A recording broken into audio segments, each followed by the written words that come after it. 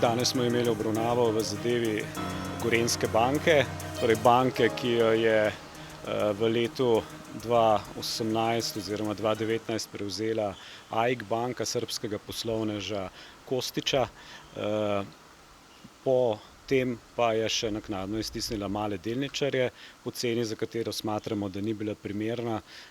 in zaradi tega je bil sprožen postopek. Po današnjem naroku je očitno, da se sodišče ne bo ukvarjalo z vsebinskim vprašanjem, ali je bila izplačana odpravnina primerna ali ne, ampak bo zgolj formalno pregledalo predlog in ga verjetno zavrnilo iz razloga, ker je bila cena takšna kot v predhodni prevzemni ponudbi. No, na tokratni obravnavi se je pokazalo, da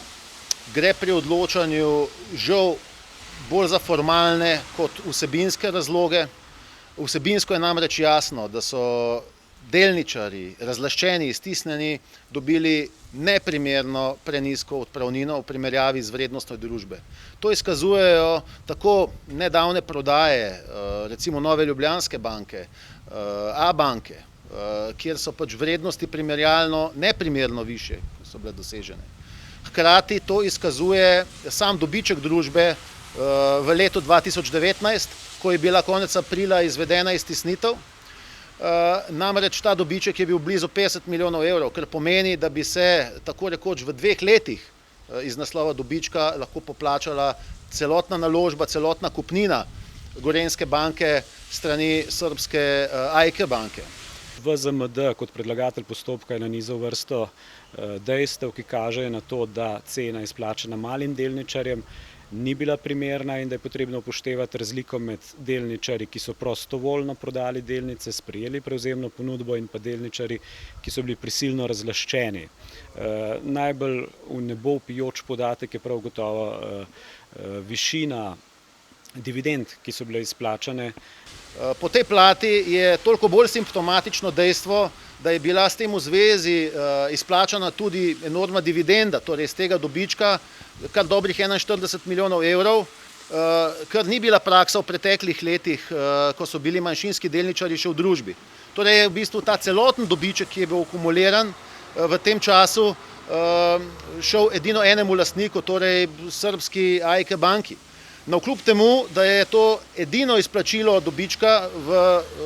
katerikoli slovenski banki, glede na makrobonitetni ukrep Banke Slovenije, simptomatično ravno nekaj dni po tem, ko je bil ta dobiček izplačan. Torej, kot se jasno izkazuje, je očitno moč izplačevati dobičke takrat, ko ni več malih delničarjev in ko grejo te kam drugam, kot pa v subjekte v Republiki Sloveniji. To je gotovo podatek, ki kaže na to, da cena 298 evrov, kolikor je bila izplačana malim delničarjem, ki so bili izključeni, ni primerna. Zaradi tega bo predlagatelj VZMD, če bo potrebno, postopke nadaljeval,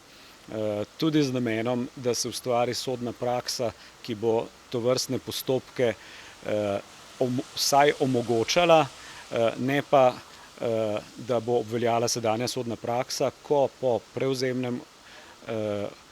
prevzemnem obdobju opravljenih iztisnitvah ne dovoli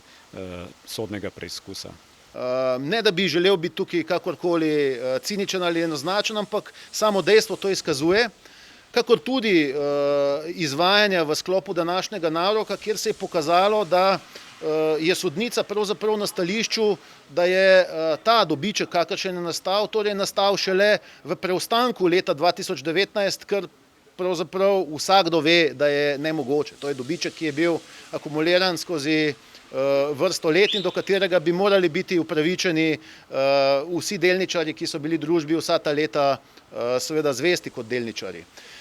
V združenju zastopamo polovico, približno polovico vseh iztisnjenih delničarjev, kakor tudi njihovih delnic. Mi se bomo poslužili vseh pravnih sredstev, tudi ukolikor tukaj ne uspemo, torej na prvi stopnji, kot rečeno, ne iz vsebinskih, ampak izključno iz formalnih razlogov, bomo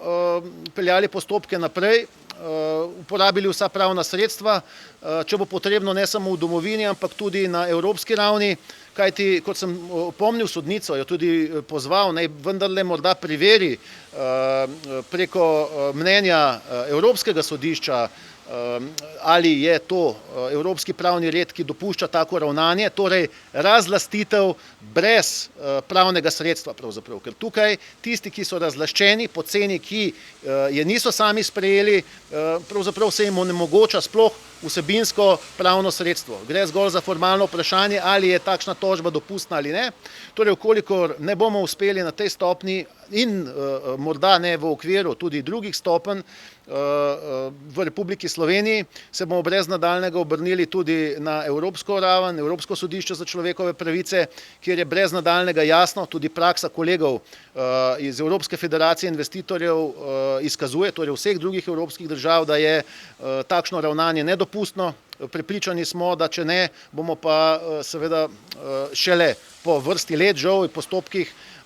dosegli pravico, morda šele na tisti ravni, ampak vendarle pripravljeni smo tako zaradi tega kot drugih primerov, ki jih imamo v združenju in kjer se glavni delničarji po formalnih prevzemih poslužujejo to vrstnega istega ravnanja, v bistvu manipulacije, s katero ne omogočijo niti pravnega sredstva, torej postopka pred sodišči v vsebinskem smislu. Zato je toliko bolj pomembno, tako zaradi tega kot drugih postopkov, da seveda dosežemo ustrezno pravno prakso, ki bo morala, kot kaže, iskati morda svoj odzven ali pa končni epilog skozi sodne mline, tako na drugih ravneh v sklopu slovenskega pravosodja, kot morda tudi v evropski sferi. Upam, da ne, in s tem v zvezi seveda še enkrat izražam upanje, da bo vendarle ob argumentih, ki smo jih danes podali na tem naroku, sodnica ponovno pretehtala in razmislila o odločitvi in o tem, ali se bo oklepala formalnih momentov ali več kot očitnih vsebinskih razlogov, pri katerem gre za enormno oškodovanje manjšinskih delničarjev, kot ne nazadnje tudi skupnosti in subjektov sicer v Republiki Sloveniji.